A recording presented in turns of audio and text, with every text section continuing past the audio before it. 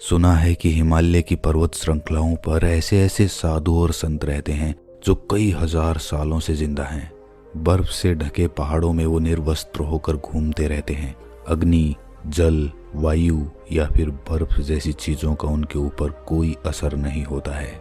कठोर तप करके उन्होंने ऐसी ऐसी सिद्धियां प्राप्त कर ली हैं जहां पर प्रकृति के नियम भी उनके सामने ध्वस्त हो जाते हैं। आखिर इसके पीछे का रहस्य क्या है? क्यों प्रकृति के नियम उन पर काम नहीं करते हैं? क्यों कोई भी बीमारी उन्हें छू नहीं पाती है? आज की इस कहानी के माध्यम से हम उन योगियों की दिनचर्या, उनके खान पान और उनके योग अभ्यास के बारे में जानेंगे जो किसी को भी लंबी उम्र और निरोगी काया प्रदान कर सकते हैं। तो चलिए कहानी शुरू करते हैं। बचपन से ही श्याम सन्यासी प्रवृत्ति का था। जब वो पैदा हुआ था तो पंडित ने भी उसकी कुंडली देखकर यही बताया था कि ये बच्चा बड़ा होकर कोई साधु बनेगा। स्वाभाविक रूप से श्याम के माता पिता को ये बात अच्छी नहीं लगी। कौन माता पिता अपने बच्चे को साधु के रूप में देखना चाहता है? इसीलिए उसके माता पिता अक्सर उसे सन्यासियों से दूर रखने की अपनी पूरी कोशिश करते थे। जब भी कोई साधु उनके घर पे भिक्षा मांगने के लिए आता तो वो उसे बाहर भी नहीं आने देते थे। उन्हें ऐसा लगता था कि श्याम कहीं सन्यासी से प्रभावित होकर हमें बिना बताए छोड़कर ना चला जाए। लेकिन बाहर से बंदिशें लगाने से मन कभी कैद हुआ है क्या? क्योंकि मन की प्रवृत्ति ऐसी ही होती है। जिस वस्तु से, जिस विचार से या फिर जिस इंसान से तुम बचना चाहते हो, अनजाने में अवचेतन मन के स्तर पर उसी की ओर तुम आकर्षित हो जाते हो। इसीलिए माता पिता की तमाम बंदिशों के बावजूद श्याम का मन सन्यासियों की तरफ खिंचा चला जाता था। एक बार बचपन में जब श्याम अपने माता पिता के साथ हरिद्वार घूमने के लिए गया हुआ था तो उसकी नज़र तमाम सन्यासियों पर पड़ी। अपने माता पिता की नज़रों से बचकर वो एक सन्यासी के पास पहुंचा। बूढ़े सन्यासी ने जब नासमझ बच्चे के हाथ में फल देखे तो उनके मन में उस बच्चे के प्रति प्रेम और करुणा पैदा होने लगी। वो सन्यासी श्याम को अपने पास बिठाकर उसे खीर, पूरी और हलवा खिलाने लगे। श्याम को भी ये भोजन बहुत स्वादिष्ट लग रहा था। गर्म गर्म पूड़ियाँ, नारियल और किशमिश वाली खीर, हलवा। इसी बीच श्याम के माता पिता श्याम को ढूंढते हुए उस सन्यासी की कुटिया तक आ पहुंचे। जब श्याम की माँ ने श्याम को सन्यासी के पास बैठे हुए देखा तो वो गुस्से से आग बबूला हो गई। उन्होंने ये भी ना सोचा कि सन्यासी तो उस बच्चे से प्रेम वार्तालाप कर रहे हैं। गुस्से में इंसान सही और गलत की समझ खो बैठता है। जब नाश मनुष्य पर छाता है तो पहले विवेक मर जाता है। श्याम की माँ ने उस सन्यासी को जली कटी सुनानी शुरू कर दी। आसपास के तमाम लोग सुन रहे थे, उस सन्यासी के शिष्य तक सुन रहे थे। श्याम की माँ गुस्से से लाल होकर उस सन्यासी से बोल रही थी कि तू मेरे बच्चे को समझा बुझाकर यहाँ पे फुसला कर ले आया है। मेरे बच्चे को लालच देकर फुसलाकर यहाँ से ले जाना चाहता है। तुझे तो कठोर कारावास होना चाहिए, फांसी की सजा होनी चाहिए तुझे। श्याम की माँ इस बात से परेशान थी कि उसका बच्चा एक सन्यासी के पास पहुंच गया है। कहीं उसके मन में सन्यासी बनने की इच्छा प्रकट हो गई तो वो क्या करेंगी? अगर पंडित की भविष्यवाणी सच हो गई तो वो अपने बेटे के बिना बिल्कुल अकेली रह जाएगी। आसपास की भीड़ ने श्याम की माँ को समझाने की कोशिश की। उनको बताया कि सन्यासी कोई ऐसे वैसे आदमी नहीं है, वो बहुत सालों से यहाँ पे आश्रम चला रहे हैं। जब श्याम की माँ अपने बेटे का हाथ पकड़कर वहां से ले जा रही थी तो उस सन्यासी ने बड़े प्रेम और करुणा से एक बात कही। उन्होंने कहा कि बहन जी, आपका बच्चा बहुत गुणी है, वही होगा जो लिखा हुआ है। तुम अपने पास वायु को कैद नहीं कर सकती।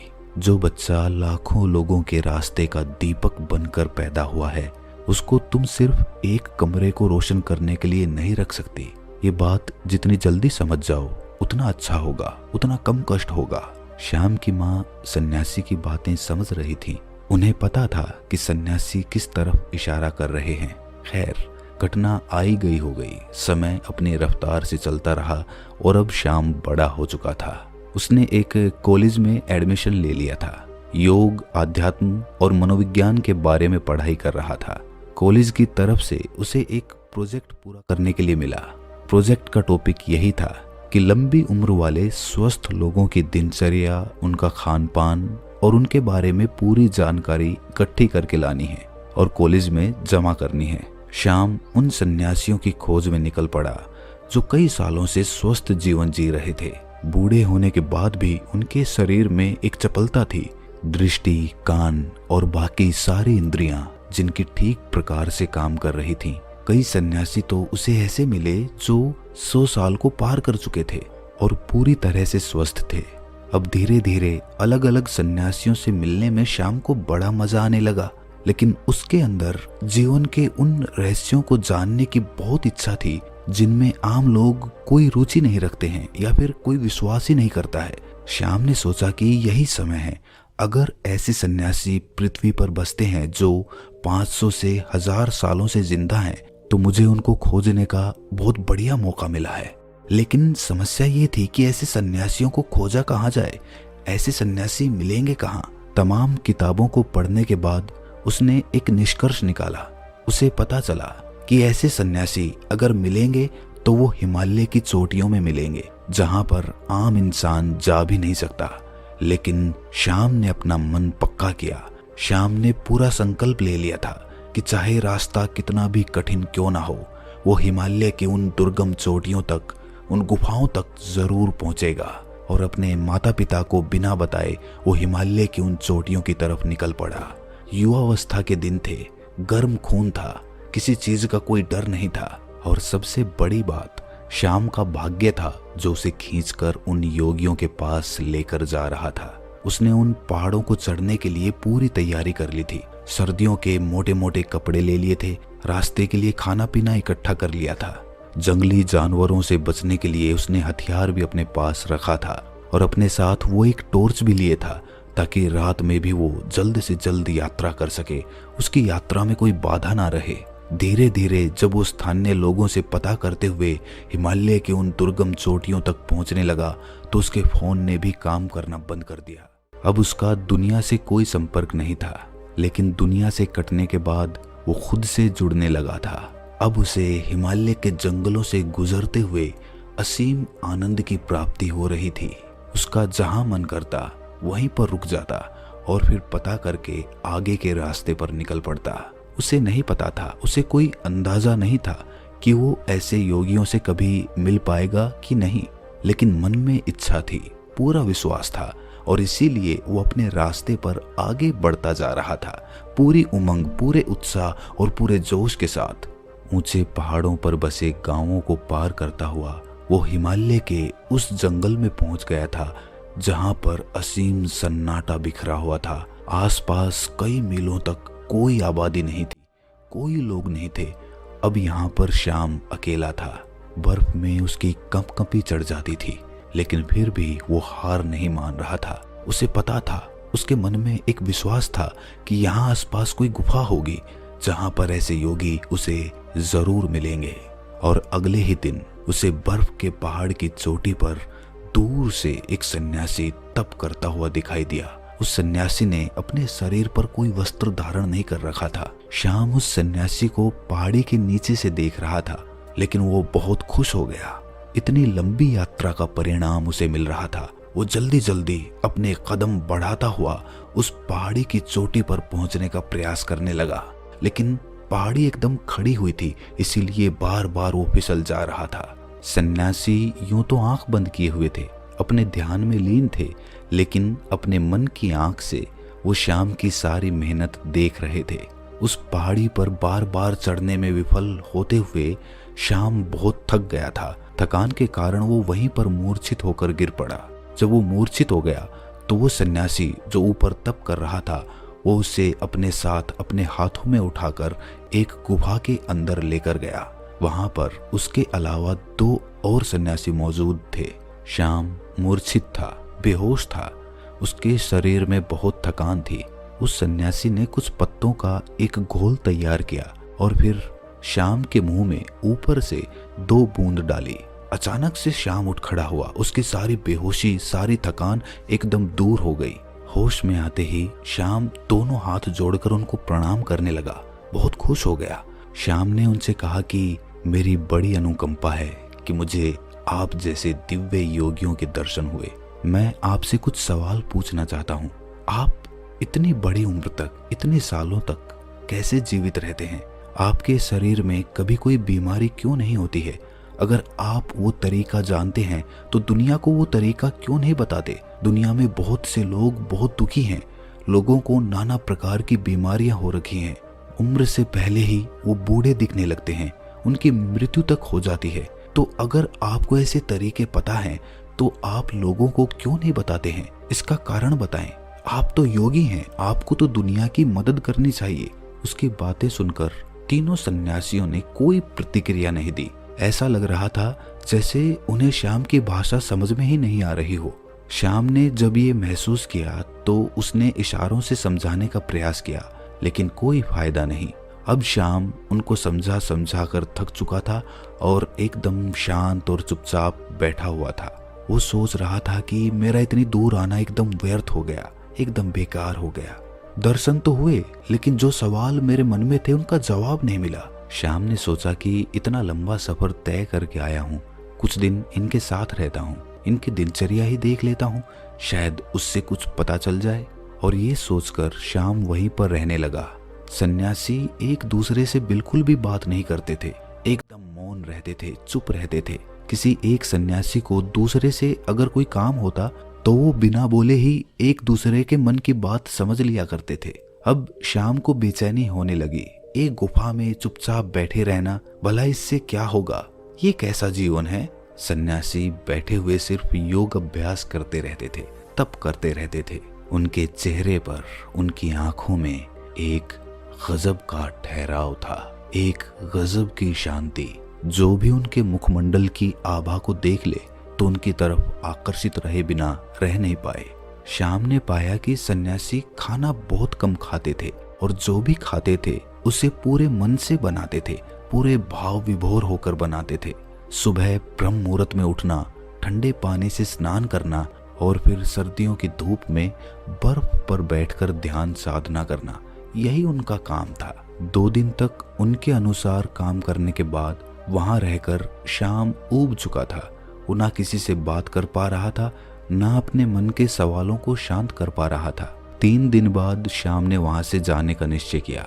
उन्होंने उनके सामने प्रणाम किया और उनको प्रणाम करते हुए कहा कि शायद मेरा प्रणाम भी आप स्वीकार ना कर पाओ, क्योंकि आपको उसका मतलब नहीं पता होगा, लेकिन मैं आपसे मिलकर धन्य हो गया और अब मैं आपसे अलविदा चाहता हूँ। और ये कहकर वो अपने चेहरे पर मुस्कान लेकर उन योगियों के पैर छूकर वापस चलने के लिए तैयार हुआ कि तभी उसके कानों में बूढ़े सन्यासी की आवाज आई।